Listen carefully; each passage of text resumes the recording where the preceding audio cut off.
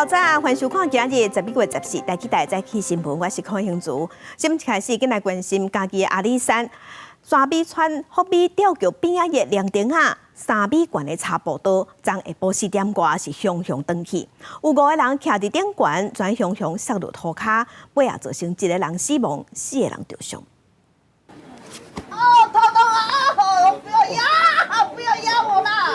这里是大人自3公尺悬的茶栈道摔来，脚目骨断去，警消伫咧现场替伊固定骹，以疼甲一直救。一个44个人的旅行团自苗栗出发来阿里山旅游，昨下昼4点外伫食暗进前，先去福美吊桥边仔凉亭的栈道行咧。有5个人伫咧茶栈道顶头看风景时阵，茶栈道山熊熊登去放来。人就对3公尺悬摔来，其中5人，1男4女，女性约63岁、77岁、67岁、54岁，男性约84岁，让不慎滑倒受伤。消防局救护车陆续到场后给予紧急处置，分别送往圣马尔蒂医院跟嘉义基督教医院。摔来5人分别是巴肚、头、胸坎磕到、侧壁伤，一个脚目骨断去，分别送到嘉义基督教病院，一个圣马尔定病院。其中77个廖女士去讲到头救袂断。可能是最近这几天的那个台风豪雨结构受损啊，所以我们还做一个详细的调查，我们会全力善后，然后我们会厘清事实，再做一个说明。福美吊桥景观平台是800防灾了，由中华民国红十字会总会用现款起来。民国100年5月关乎阿里山乡公所，要就由公所伫咧管理维护和游客行。要拿代志发生的原因，警方即马正伫咧调查。记者综合报道。今仔日桃园的龙潭是有一个义消被猎芳的时去虎头芳甲定着，结果送病院救无回来。虽讲伊有穿防护装备，不过也是发生意外。专家即马是提醒讲，已经树尾啊，芳是真济，民众嘛爱特别注意。看到救护车到位边的义消赶紧下手，因为另外一个义消同事伫困时和虎头芳定着。我有听到消息啦，说好像那个人好像被 over 掉了，怎么会这么快就 over 掉了？之前你们有看过那个虎头蜂吗？没有。桃园市消防局第4大队龙潭义消分队13早起接到119猎芳通报，到滨镇区一间徛家进行虎头芳收挽毒行动。尽管2个人穿擦装备坐船，无想到蜂群一直攻击。36岁信犯队员双手骨缝得到伤昏倒，紧急送医不治死亡。主人被虎头蜂叮到啊，肿起来，他自己骑车去打针，他就叫那个消防队的派那个义消来，就在拆那个被他叮到，然后就口吐白沫啊。会怕吗？会啦，怎么不会怕？出人命呢。另外一个义消讲，当时处理的虎头芳收真大，专家提醒准正是树尾，刚好是蜂群上侪时阵，猎芳过程中装备一定要开始穿好，才法度降低作业的风险。如果你的袖口没有把它包紧，例如说没有用塑胶带把它包紧，还有你的鞋子没有把它绑紧，那有可能会从袖口、鞋缝啊，或者是这个领口的地方会钻进去，那这个就会造成蛮大的风险。对我们来讲非常非常难过，我们会尽量的争取就是保险上的理赔及争取抚恤。桃园农业局讲，猎芳猎杀业务2015年由消防局所予农业局办理，不过农业局是委托义消防室来执行任务。市长张先生的下令，全力进行护卫甲协作善后，未来加强队员的安全维护甲专业的训练，希望危险的代志莫阁发生。记者综合报道。今来关心天气，气象署伫今日透早5点半时已经发布天头风台的海上风台警报，而且嘛拍算伫今日下晡就发布陆上风台警报。咱同齐来看今日的分度。天头风台伫明仔载和后日会通过台湾东南部的海面，咱台湾的东半部绿岛、红头树爱设置强风甲大水雨，宜兰花莲、嘉南、湘北的山区嘛有可能会上大雨，而且对下开始受风台外围环流的影响，东部、东南部、恒春半岛就会开始落雨啊，而且明仔载后日雨会愈粗。来关心中度风台天头的海上风台警报，即马已经发布啊。目前在海面上也有3个风台，若是有东北季风，也有风台外围环流的影响，昨昏依然继续上大雨，同款露出财情。排水沟和桃礁塌掉的山顶下来水无法度消透。宜兰南方澳地表江附近12因为雨大雨，结果土石流，所以淹水淹甲真严重。所有的圣河路水捌淹到1公尺悬，民众是拼规暗才拼清气，不过真侪家具甲电器拢已经坏去。赶快把东西搬上去，搬到2楼。我们有东西坏掉吗？有啦，冰箱、洗衣机、冷冻柜什么都有啊，还有那个橱柜什么。也都有一些损失。公所统计，这边雨大雨，所有店初步估计受灾户900户，数量也搁伫咧统计。受到东北季风加这个风台外围环流影响，宜兰落大雨，也是第一遍11个同时4个风台。不排除在经过东南方海面北上的过程，暴风圈有碰触到陆地的可能，所以不排除发布路警哦。那所以如果发布的时间的话，也会比较偏向在明天的下半天哦。因为天图风台路线无确定性真大，气象署讲风台换过来时阵，拜5会影响花东甲恒春半岛，拜6雨对南平山到北平，影响北部宜兰花莲。台风很小，然后在没有公办效应的这种状况之下的话，风雨大概会很集中在东南部这个区域。那预计大概礼拜6的上午，它其实就已经开始要远离了哦，所以说。风雨的状况其实就会开始减弱下来。伫风台愈来愈晚，影也愈来愈大。上瓦郡风台中心的恒春半岛南势绿岛大东，影可能有3公尺到6公尺；东半部海面影可能也有3公尺。另外，风也会注意。上瓦郡风台中心的花东恒春半岛南势绿岛，风速可能有9级到12级。记者综合报道。即马已经11月份啦，也阁有风台。气象署今日透早5点半已经发布天图风台的海上风台警报，嘛按说明在后日风台上挖近台湾。来听拄则8点40气象署最新的说明。朋友，大家早安！气象署发布今年西北太平洋上第25号台风天兔的海上台风警报。我们目前预估台风未来会往西北西的方向移动。目前还是在鹅銮鼻的南东方大约570公里的海面上，预估今天会往巴士海峡的方向移动，到今天晚上到明天到达巴士海峡以后，往北北东的方向移动，逐渐再往偏东北的方向移动，这是我们目前预估就是发生的可能性比较高的几率。但是我们的预估的路径也比昨天所预估的路径更向西靠近我们的陆地。目前东南部地区和恒春半岛断断续续有下雨，那到晚上的时候，这2个地方的雨会稍微多一些，但其他各地天气稳定。而明天开始，整个东半部地区、恒春半岛甚至南部的山区开始有些降雨的现象。然后就雨势来看，台东以及恒春可能会出现局部性的豪雨，花莲可能会有局部性的大雨。至于北部地区和中部山区断续有一些降雨的情况。我们目前预估，在星期6，基隆北海岸、宜兰以及双北的山区可能会出现局部性的大雨。另外，星期天台风可能到达我们东北边的海面，而北方刚好东北季风南下了，所以到时候北部东半部地区还是都会有降雨的状况，北部、东北部的雨会稍微多一些。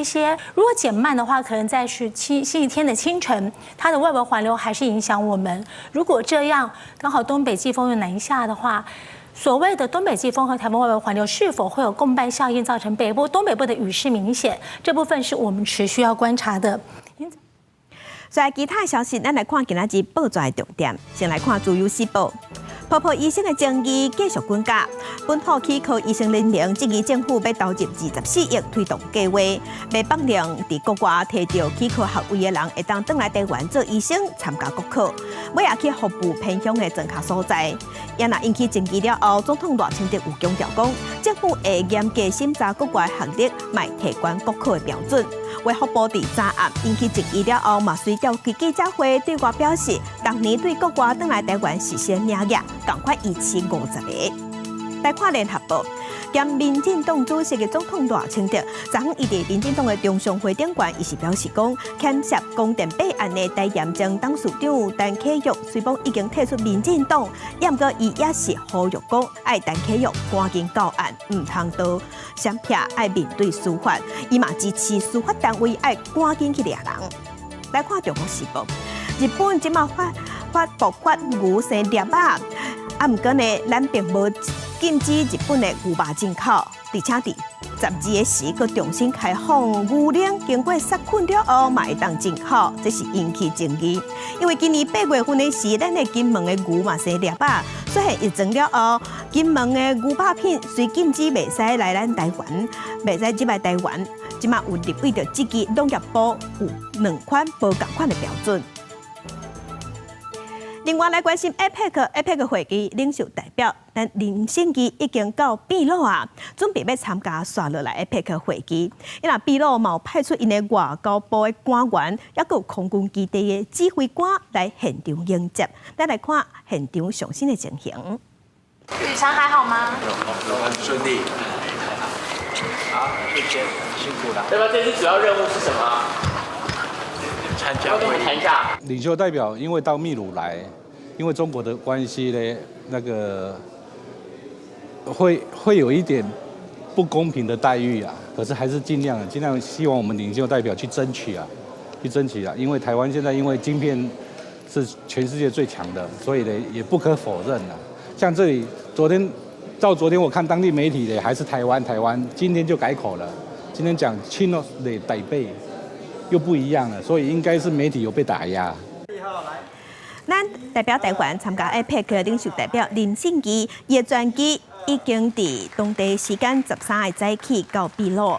伫现场的时，秘鲁的政府嘛铺红地毯，而且用军礼甲咱欢迎。林信基面对媒体提问的时，伊是简单表示讲，当道的路程一切拢真顺遂。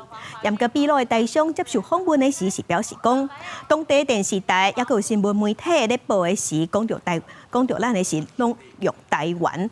严格即马 APEC 的峰会伫要举办啊，煞雄改做中华台北来称呼咱台湾，嘛即支讲媒体哪亲就有受到压力、防施压的情形。另外，伫美国职棒大联盟讲球的日本球星大谷翔平，伊伫今年的比赛时有拍破50支轰扑浪、50届投走率成功的纪录。伊讲出了这个第50粒的轰扑浪的这粒球，经过拍卖了后，是以代表1亿4千万卖出去。这粒球呢，即马当伫咱台北101以公益特典的方式来展出，希望要结合观光来推广，让世界看到台湾对野球的热情。梦想高飞。大谷翔平2024赛季创造50轰50盗的纪念球正式公开展出，麦也是伫美国拍棒球的选手陈金峰甲张育成拢同齐参与。张育成也私下形容大谷翔平创下纪录无法度理解，即马受邀近距离看球更好感觉。张育成照你讲，第一个想法就是那不是我。虽然我打过那颗球，但是他那颗球的价值跟我超乎我的想象，所以我看到那颗球本人就觉得，希望我们以后台湾人，不管是哪个选手都可以超越他这样子。台湾优势资本定制以大约1.7亿台票，标着大谷翔平50轰纪念球，这个金额加做史上上贵的纪念棒球。即马甲台北101合作，头一摆以公益特典的形式展出，希望推广台湾观光甲棒球文化，更加希望吸引大谷翔平球迷的国际观光客来观光。早起才开店到日本观光客特别安排来看这粒球，一直讲真幸运。もしかしたらこのボールが台湾の方がお貸しくださって期間限定でね日本のこういろんな箇所回ってくれたらね私また見に行きたいですけどね。看他本人投球比这颗球震撼了，是真的很震撼。可是我希望他明年健康，就是他健康是最重要的。除了50轰纪念球的展场特别设计做棒球场，102大楼总年期也使用技术雷射投影机投影成大粒棒球，放映大谷翔平的影片。台北102表示，这摆公益活动也有台湾重量级球星陈金峰甲王建民等人的签名球、棒球衫等收藏，同时也要为2024世界棒球12强开打的中华队加油。记者综合报道。国际新闻来关心美国总统当选人川普13日登记到白宫，和现任的美国总统拜登见面。川普表示，这场会面两个人的讲话气氛真好。拜登是希望会当和川普合作，赶紧让加沙战争赶紧断去。另外，即马外界更较关心的是未来川普的团队。川普嘛透过声明任命这参议员卢比欧做伊的国务卿，也拿众议员盖兹是做司法部长。Well, Mr. President-elect and former President and Donald, congratulations. Looking forward to having, like we said, smooth transition. 美国总统拜登伫白宫托言行办公室接待总统当选人川普。Thank you very much. And politics is tough, and it's many cases not a very nice world, but it is a nice world today, and I appreciate very much a transition that's so smooth. It'll be as smooth as it can get.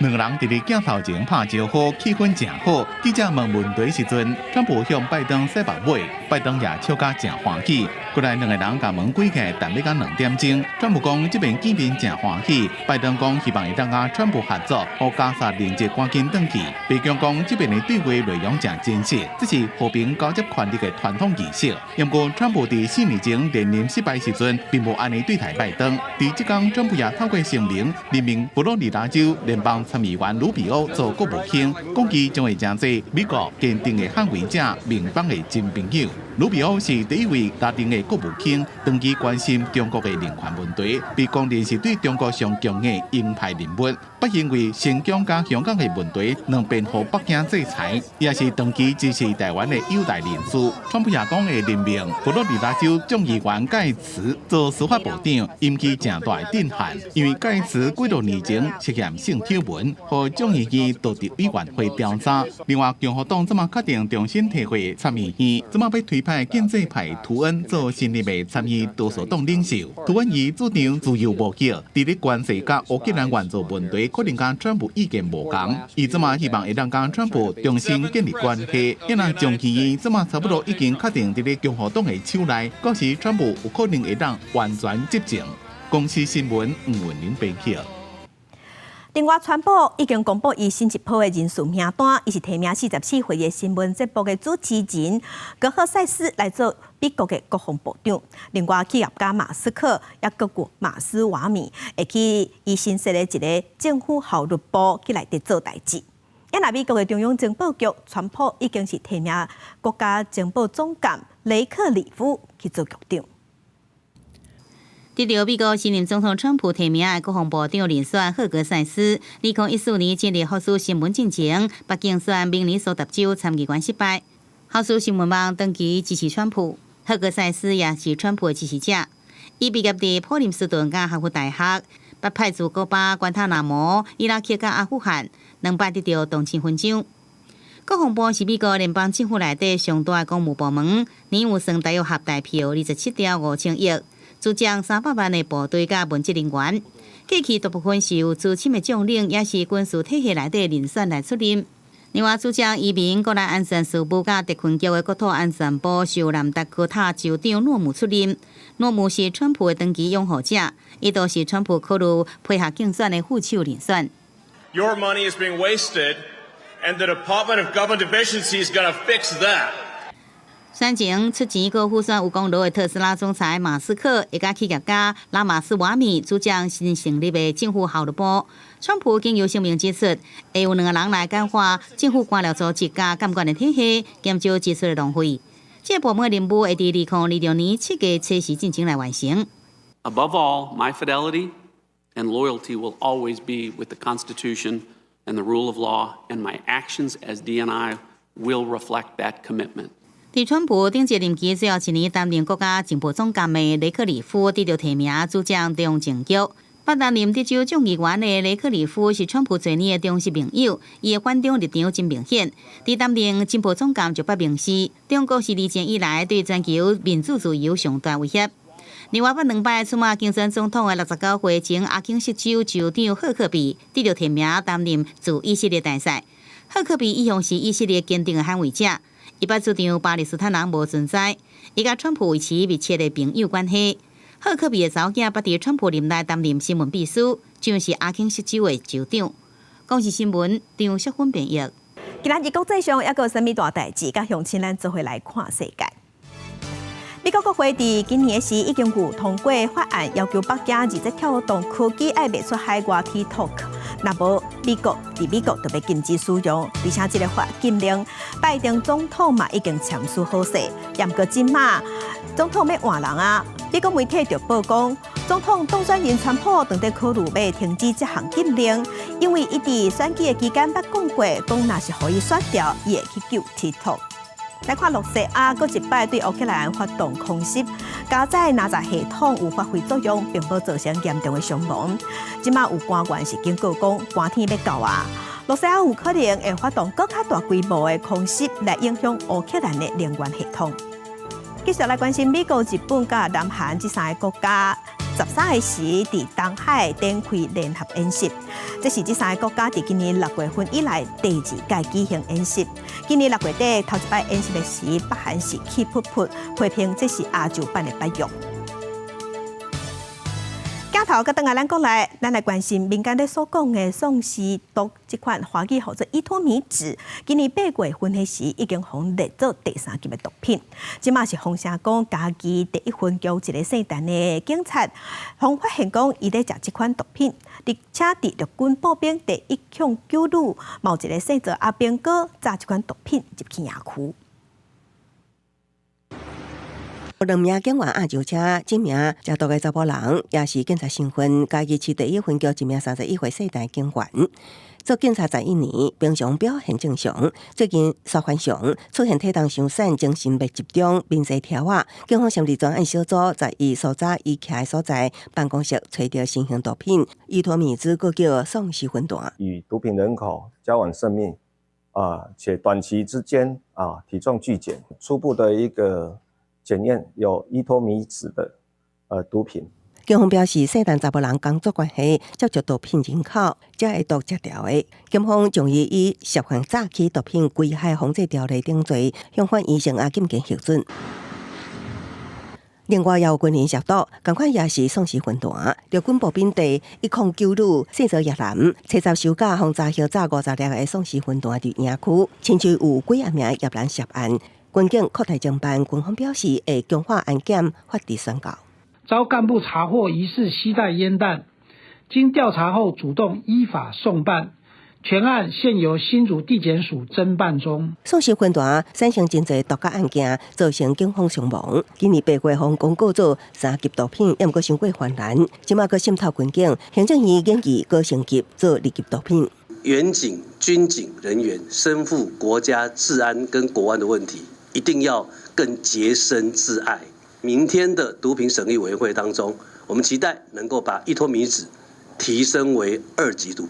最近警方这个扫毒刑事局挖4个多月来查获的依托米酯类分段，就达到17540粒。即马中央美国机关协助了514个毒品审议委员会，将依托米酯毒品升级，加重刑罚，强化警员执法力度。记者综合报道。台南的马岛有机构照顾服务员私底下带伊照顾的时代去不动产公司，用这时代的名牌厝去借钱，一直到呢这间厝要互拍卖的时，这个时代的事实才知影这件代志。而且更较含的是，讲这间机构内底有人讲，伊会当用370万甲这栋厝买落来，即马就互怀疑讲，这敢是连环诈骗？专案检方已经在调查。借钱完之后呢？民意代表即阵时提出为伫台南马岛一间透天厝相片，讲旧年6月一个记者退坏，家己一人住的老人和其他照护员骗带去不动产公司，加名下的厝抵押借钱。原则上他并没有这些需求，我们就不懂他为啥去借这个。根据了解，顾服员先带这家己一人住的老人，用名下的厝甲不动产公司借300多万，一直到厝拍卖，带台北2个查某囝才知影。这时阵，共一个顾服机构一个督导后生，佫出面讲，厝拍卖价小较低，伊会使用370万甲这间厝买落来。不过这间厝初估市价只有1000万，互民意代表怀疑是连环诈骗。到底这一笔钱的流向到哪里去？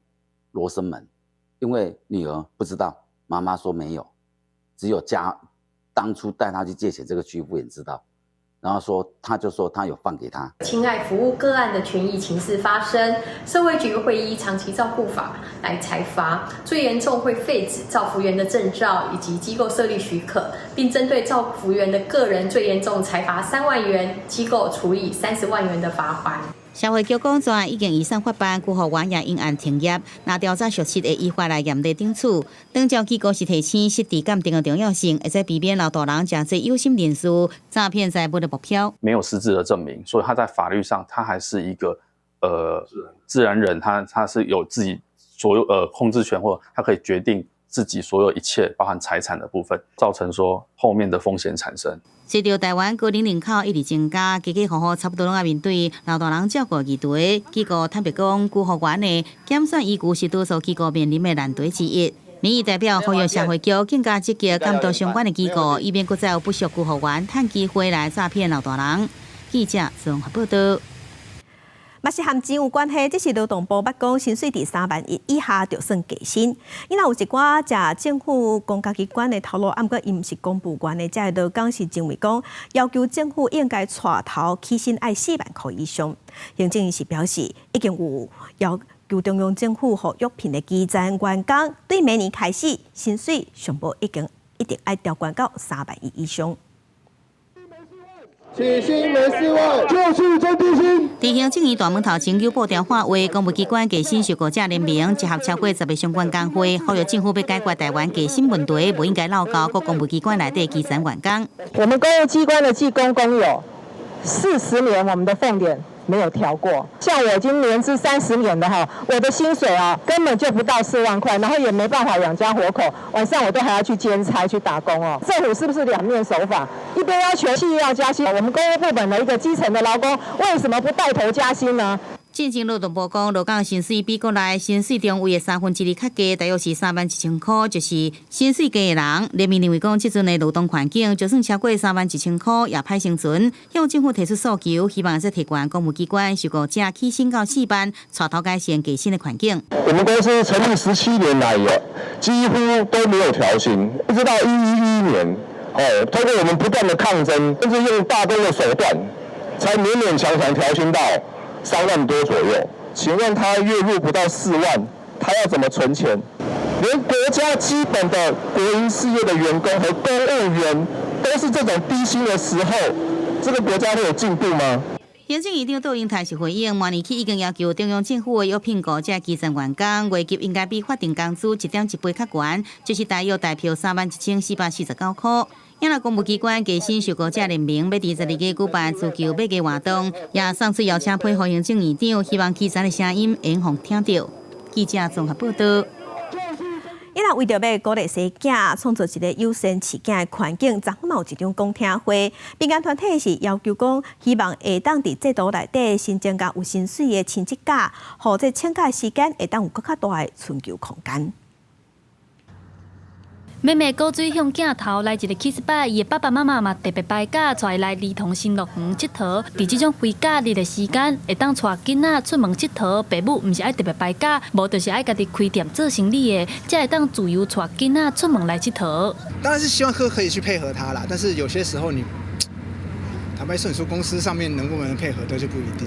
大家都双薪家庭，但是我们如果自己开店，就真的比较可以安排自己的事情，也比较自由一点。对，那如果小孩临时真的生病了，也有后援。为着要争取父母有春秋的工时，通陪伴囡仔，立法院卫环委员会拜三举办公听会，讨论是毋是要伫现在育婴留停制度当中增加有薪水的春秋请职假。民间团体表示，现在育婴假是规定一届拢爱请30天以上，伫囡仔3岁进前上长会当请2年。民间团体希望政府修法，增加有薪水春秋的请职假，互父母通自由运用，会当以点钟天数来请假，而且会当使用到囡仔8岁。唯一明确可以用来支持家长育儿的育婴假，却只能以月为单位，而且只能用到小孩满3岁。有家长就说，我的小儿子肠病毒隔天传染给大的，2个孩子几乎停课半个月，我只能硬着头皮用完特休再请事假，浮现干脆辞职的念头。不过，有律师认为育婴留停头家免付员工薪水，不过若增加有薪水的春秋请职假，头家得增加人事的成本，而且目前就有家庭假通用。留职停薪的重点是停薪啦，但这个跟现在有薪亲职假是不是也有点冲突？那如果我们现在又多出了一个有薪谈薪亲职假，那会不会社会上可能也搞不清楚，跟现在的家庭照护假有什么不一样？少子化一定是国家的危机，为着要提悬少年翁仔某生囝的意愿，国家这几档有咧推动真济福利。现场嘛有专家建议，要修法进前应该爱先确认亲职假背后的理念，才当顾虑到员工头家的立场，推出一个大家拢满意的制度。记者陈阿选柯敏哲台北报道。因那行政院伫2018年是有核定双语政策，本来是希望讲会当用英语来教其他科目，也毋过伫教育第一现场有造成困扰，嘛引起批评。教育部长陈永尧即马就表示，学校其实会当家己规划来进行，政府无强迫一定爱安尼先做。英语课用英语来上课是真正常，毋过其他的科目，亲像体育、甲家政等等的科目，抑阁会考单字，安尼敢真正会当提升学生英语的能力，原地学习敢袂受到影响。如果再继续这个政策下去，经费继续下去，你会造成英语跟学科这个双贫乏的一个现象。专高中指出，2018年行政院核定双语政策了后，就一直出现真侪乱象，各界一直要求要彻底检讨。东海外文系讲座教授何万顺讲，10日有一寡立洋的学者，甲罗清潮总统见面，罗总统当面证实会调整，未来敢若会以全英语来教英语课为目标。今天的政府之所以会转向，其中一个很重要的原因，是因为民意已经转向，台湾大部分的人已经不赞成这个政策，要调整这个政策，我们真的是给予肯定啊！我认为真的是非常不容易啊，所以知错能改，善莫大焉。教育部长陈永尧讲，各间学校会当徛伫专业甲规划，互英语结合其他的学科来做教学。教育部未大今年一定都要安尼做，因为英语课爱用全英语来教是目标，并毋是一个手就爱随达成。未来嘛会深化学生伫咧日常生活语言能力的应用。当然，现在可能很难一步到位，但是那个目标设定是，英文老师在上英文课一定要全英文授课。我们怎么样让国中小能够从日常生活的一个情境里边去能够加强他们的说跟听的一个能力？我想这是非常肯定的。专高中指出，要深化日常生活语言能力的应用，教育部应该调整各领域双语补助的经费。甲补助放伫咧营造英语环境，甲教师的支持。记者综合报道。其他消息来关心，台北家扶中心两地物资要送弱势家庭一只塞车，互因逐个月去领物资的时阵，毋免排甲动气坏。也毋过呢，物资的情形无介理想。高雄家扶中心嘛建讲，2017年到2022年，咱全台湾弱势家庭有增加2.7%，需要帮助的人愈来愈多，也毋过收到的募款却愈来愈少。家扶人员无用咧整理物资堆伫塑胶袋啊，但是物资大歹细歹，对接受物资的弱势家庭来讲，其实是真恶寒。有一寡家庭提袂起，就要走过落纸，甚至放弃部分物资。因为我大概去领物件的时阵，拢摕一个购物袋，就是遮派一个，遐赶一个，就无方便的。因为阮搁住3楼。搁爱规个赶去楼顶。台北家扶今年提供弱势家庭的物资堆伫塞车内底，车搁通爬楼梯，方便弱势家庭免排甲规大地。但是家扶中心发现，年底物资状况却无啥理想，目前敢若有6成。阮总共是有1200户，这1200户，甲目前也是讲以6成来看，阮可能要搁裁400份，因可能要无了解讲是安怎爱送因这个推车。阮逐个月拢有固定的民众因的捐物资来，可是这过程当中，因欠的是欠迄较方便的，使安全啊，会使承重的物件。若北部物资拄着困难。高雄家扶统计，2022年全台湾有12%的家庭需要支持，偏5当前是增加2.7%。虽然协助的家庭增加，但是受疫情甲通货膨胀影响，这几年发票小金额捐款的状况，却拢明显较差。尤其在今年，我们自己就会看到我们的小额捐款整个是掉了大概50%左右的这个比率，所以对一个社福机构来说，其实我们很焦虑。台北家扶安算甲社会沟通，互民众了解弱势家庭唔但需要食品、日用品这寡物资，也需要亲像塞车这款工具，希望大家斗3工。也若高雄家扶这个月24，也要伫高雄卫武营举办捐优惠。透过活动募款，希望民众发挥爱心，伫咧年底帮助弱势家庭，也通安心过好年。记者公林凯区孝勇台北高雄报道。台南种木瓜面积是全国第2，也毋过今年雨水较高，产量减5成，继续嘛直起。今马规基隆市按算讲，产量可能按单到明年2月份至3月份才有再调恢复。农民透早咧顺木瓜河要到有黄高的木瓜，挽落来再去市场交货。行过来行过去，拢总敢若挽5人尔。农民讲3-4月一礼拜平均会使挽7000斤，等于80人，即阵是减10倍。农民无奈讲，今年风台雨水多，加上日头有时小炎，致使木瓜丛甲袂凋花。凋花的时阵，你即摆就是伊会无花，会歹就是伊的土胶底拢伤淡，佮伤热。是因为受到前2个台风的影响，雨水过多，然后造成那个植株的腐烂，然后果实也有那个腐果的影响，所以现在的价钱就会比较偏高。这阵木瓜大欠货，继续嘛对得起。农民指出，近来交货绩效一台斤平均60至65块，是比去年较悬小可。这年代嘛影响中盘，这业者目前只好干那先做人体换货订单。若卖过才袂讲，为了品质卖一杯木瓜牛奶，就要用一粒。业者卖砍价，这礼拜开始一杯70块。过去话讲拢错掉啊？为什么啊？袂生啊，挽无啊。话是讲调已经话较好的调梨啊，袂黄啊，伊即站梨啊已经断站啊。毋是干只断站了，即站去甲迄个下头的冰冻的嘛断站啊，所以阮来吃玻璃的啊。已经涨到76了。对，我是这2天才涨的了，快撑不住啦。风台雨水若多，果子的产能加减的影响，种木瓜农民按怎要恢复产量，就要等到明年2月至3月才会豆豆平稳。记者李楚台南采访报道。电风上头镜头来新竹，新竹的南港地因为挖海，过去大家的居民拢是靠饲蚵仔来食青。社区发展协会即马就甲要单调的蚵仔壳摕来社区做艺术创作，透过活动嘛，互里民对社区更较有感情。透过时代大家合作，甲蚵仔壳豆豆粘伫社区的壁顶，一百蚵仔壳的大型艺术创作就渐渐完成啊！有阿公阿嬷专工带孙来体验，哪做哪开讲，实在真趣味。来遮大家斗阵来为这图做这个代志吼，哪为哪开讲，感觉足趣味的。蚵壳摕来就是倒入阮的后壁坑底啊，然后下大雨的时候，刚好会把这个腥味都洗掉了。南港的风情，南港的历史故事，我们用画图来把咱的南港的故事画出来。在对基乐讲，南港社区因为挖海边，早期住伫遮的人，大部分拢是饲蚵仔专家，所以大家拢甲遮叫做蚵寮。迄阵阮庄的规庄拢嘛咧破蚵，咧遮也无啥田啊，无啥石头人做，大家拢去围海咧生活，拢炒蚵仔生活较侪啦，所以才人叫做蚵寮。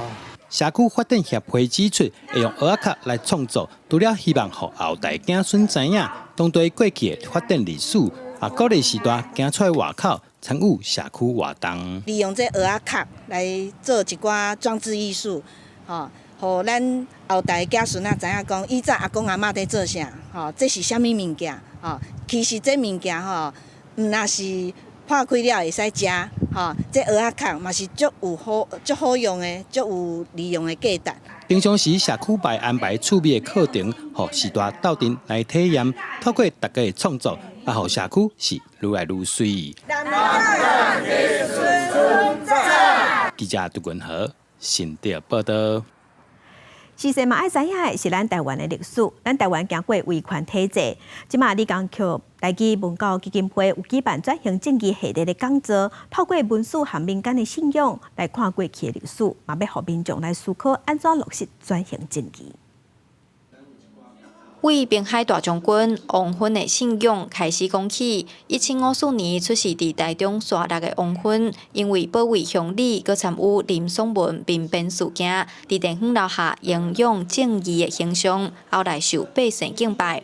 东山会委托李港区台语文教基金会办理转型正义的讲座，用民间信仰来看台湾发生的历史事件。嘛毋是讲干那伫咧清朝，也是日本时代有这个信仰文化吼。咱伫咧这个战后，国民政府来台湾了后呢，比如讲伫咧228事件的时阵，咱就有一寡牺牲者。这牺牲者呢，有的人又互祭祀，伊就变做是在地的这个神明。亲像伫婚林虎尾的三圣公庙拜的，都是3位228事件的受难者，阁有林在修前辈伫厝内设纪念馆，供奉所有伫228事件牺牲的台湾移民，这拢是历史事件演变，加做民间信仰的例。以这个不动东山这个角度吼来设立这个宗教的议题吼，互阮种平常人更加亲近、更加了解。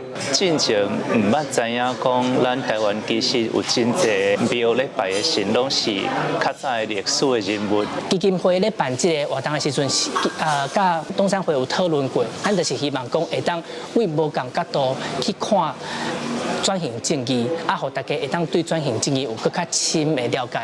李强曲台语文教基金会表示，过去嘛捌办过以台湾美术史、文学史为主题讲座，来讨论中国威权时期对社会影响，希望互民众了解转型正义除了讲政治，其实嘛含咱生活各方面拢有关系。记者杨淑晴综合报道。会当看到大菌仔咬咬索，这是婚林岛南运动场，唔知啥物原因，跑道顶悬拢是大菌仔。这款情形嘛发生伫高雄三明区的美道路。专家就表示，大菌仔的死计数大部分拢和天气有关系。哦，这活的呢？对。塑胶路啊，一个开开，内底规个拢是大菌仔。不过规大地拔起来了后，还是有真侪大菌仔伫咧涂骹咬咬软。规个跑道看到是热。哪个方向最多？那边哦。那边。有踩到觉得很恶心。会吗？有踩到蚯蚓吗？有，会影响你比赛？也是不会，这只是脚怪怪的。自控二数县长杯秋季电竞赛，13伫婚林县立岛南电竞场举行。不过透早一个入去，就看到规涂骹的大菌仔，唔若选手去互惊到，就连管理人员就讲，伊生目睭发白白，唔捌看过这种情形。这边唔捌咯，你比较管理较好。啊，所以是几点就开始？我太来就看到啊！哦，学生每个人都叽叽叫、哀哀叫，可是他们都很投入在比赛当中啊。第一次看到真的是起鸡皮疙瘩，真的是很恐怖。同款的情形嘛发生伫咧高雄三民区美道路，规涂骹招大菌仔，民众是赶紧抓女仔出来清清咧。拢规抓拢有。是哦。嘿。啊，你昨看敢用足济啊？足济有够济，遐片较济哦，我这边我无看到。就蛮多只的，可能因为昨天突然有下雨吧。然后高雄蛮久没下雨，看到遮侪大菌仔走出来，专家讲会影响大菌仔行为原因真侪，包括湿度或者是土壤含水量上悬等等都有可能。有时候下大雨啊，雨水渗到地下去，然后就缺少氧气，这个时候它会跑出来。可能那个湿度高，因为台风要来，湿度会高嘛，那可能也有关系。专家嘛进一步说明，因为受到天气的影响。伫季节转换的时阵，现在会看到大菌仔爬出来涂骹的情形。若遮侪大菌仔做一解爬出来，甲地动敢有直接的关联？目前也无法度证实。记者综合报道。文化新眼界来看，家己大学举办第13届艺术节，今年除了音乐会、工作坊、讲座以外，嘛邀请台湾和意大利的艺术家来联合展览，希望透过交流，让民众会当感受到多元的艺术文化。它会上面弄一些元素，让画面动起来。详细向来参观的民众绍介艺术家的作品，来自台湾甲意大利的艺术家，做伙用因的作品举办国际艺术展览，无共文化背景的创作，希望让参观的人有多元的艺术体验。东西方的对话产生一些不同的一个比较跟互相学习。这个展览总是让我们的眼光能够有多元的选择跟吸收啦。展览也是讲音乐，甚至足侪种的这个艺术展览，是一个多元化的这个艺术展览，我感觉对在地是真有帮助。2024家己大学艺术节为顶个月16日开始，连续3个月的时间，除了展览，也有音乐会、工作坊、讲座等等计共19场的活动。另外嘛有邀请家己地区其他的大学做伙下领域创作，希望透过艺术参与的方式，增加在地艺术的发展。因为这个活动，所以咱知影讲哦，原来家己有遮侪在地艺术家。上重要的是爱互伫家己读大学的这些少年囡仔，知影讲原来家己有这么重要的在地艺术。这是一个跨校区的我们不光只是我们学校，还串联中正、吴凤，然后做一个联展。这个艺术节13日港伫家己大学民雄校区开幕，真侪来参加的在地艺术家或者是团体就表示，家己大学艺术节已经举办13届，若是艺术展现的平台，嘛已经加做民雄地区一个真重要的文化活动。记者林慧婷，家己报道。来看长篇的小说《台湾漫游录》，2020年出版了后，即马有日本版嘛有英语版。英文版昨昏上市，英文版嘛有入围美国国家图书奖，这是美国文学界上大荣誉之一，这嘛是咱台湾文学头届入围。2020年出版的长篇小说《台湾漫游录》，捌入围2023年第6届台湾历史小说奖。第2023年由翻译做日语出版，11月13翻译做英语的版本也伫台湾上市。作者杨湘祖表示，作品内底侪台湾实物，是受到侪日本读者的回响。我们有非常奇异的部分，就是他们完全不了解这食物，但共同点是我们对于这个食物的爱好或者是兴趣，食物成为一个他们产生共鸣的东西，于是他们想来台湾看一看。作者表示，这本小说是以1930年代的台湾和日本统治做背景，描写一个日本查某囡仔来到台湾，甲台湾做翻译的查某囡仔做伙由北到南沿冲冠铁路食各种台湾小食。以台湾半岛菜有12项的概念分做12个章节，每一个章节的号名也会当看到台湾的小食，亲像瓜子、冬瓜茶等等。台湾小说家平路也表示，小说内底除了展现台湾的小食，也用女性情感来比喻实名者甲红实名的人之间的关系。好的作品就是它能够更加呈现，不只是台湾的现状。而且在不知不觉之间，就看到台湾是一路是怎么走过来的，就是台湾怎么样变成今天的台湾。台湾为什么会恐惧一些事情包括强权？台湾为什么会有这样的身世？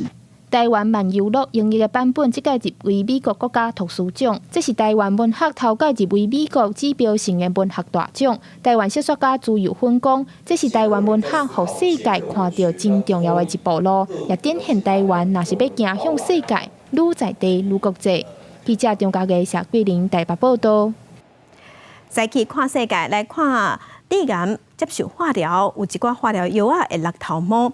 爱尔兰有一个女大学生，唔甘伊妈妈治疗灵感了后，化疗了后落头毛，伊专研发出一款改良式的会当治头壳顶的帽仔，这个帽仔会当成功，互这落下的头毛保掉咧。伊的发明嘛摕到发明大奖。画面内底这台感觉式的机器，甲外形淡薄仔像安全帽的设备，都是韩国水研发的降温帽，会当用来减少癌症患者化疗了后会落头毛的副作用。加在有这项真大心的设计，韩国水因老母做化疗了后，还佫有落成的头毛拢保掉咧，而且伊灵癌从2019年了后都无佫反抗。The device is utilizing low-cost thermoelectric components to cool water that circulates around the scalp, and it's lightweight, it's portable. 事实上，这种的设备真侪年前都已经有啊。不过，因为这机器一台真大台，都爱伫病院内底使用。还好，所以因为清早爱陪因老母去病院，伫因老母的鼓励之下，决定甲机器改良。伊放弃传统制冷技术，改用热电的原理，用电池充电充3.5钟了后，就会当互降温帽的温度降到摄氏3度至4度。关键是重量干那3.8公斤，要走来走去是真方便。而且接受疗程的前后，降温的程序会当伫咧厝内进行，唔免规工踮伫咧病院内底。You come in at 9 and you leave at 6 almost, you know, it's a really long day. And just trying to make any element of that day better is the goal. 这个新的发明，经过122个接受灵癌化疗的患者试用了后，有2/3以上的患者，因的头毛有一半拢无落去。韩国虽嘛因为安尼得到一项发明大奖的肯定，不过目前这降温帽还佫需要通过进一步医学的测试。韩国虽希望未来乃当顺利量产上市，会当提供予癌症主线机构祝贺患者来使用。公司新闻张惠斌编译。关心天气，来看今仔日各地头的温度。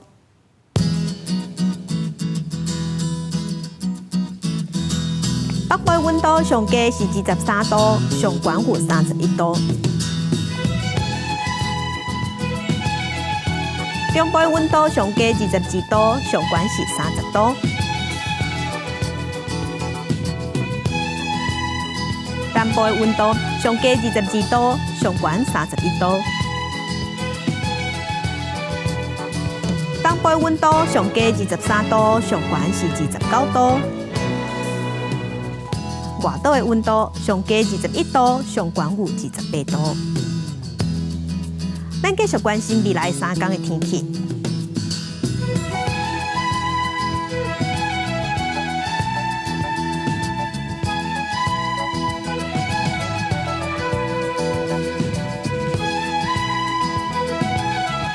感谢乡亲收看，祝新平安顺心。明仔载早起9点，咱再会。